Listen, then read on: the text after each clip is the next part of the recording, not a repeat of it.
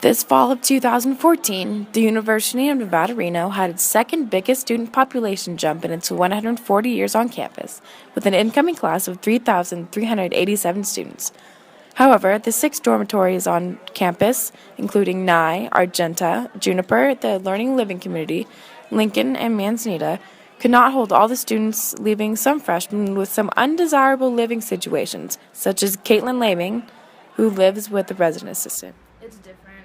It's like stuff you don't think would happen happens all the time. Like the other night it was like 4 in the morning and there's like pounding on our door and like one of the other RAs like runs in and is like screaming at Cynthia to get up because there was like an emergency on the other floor. And that happens like a lot more often than you think.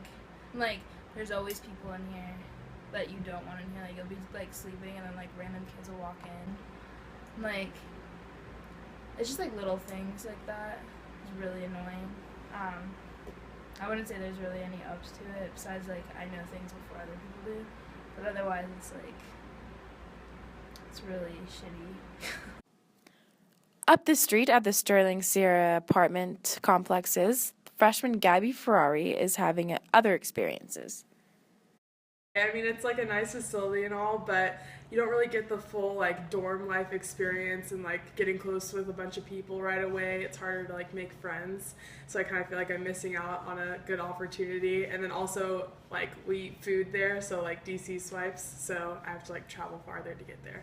Hopefully next year, with the newly built dormitory, Peavine Hall, all freshmen will have a chance at their desired freshman experience. This is Mackenzie Dillon with Journalism 208.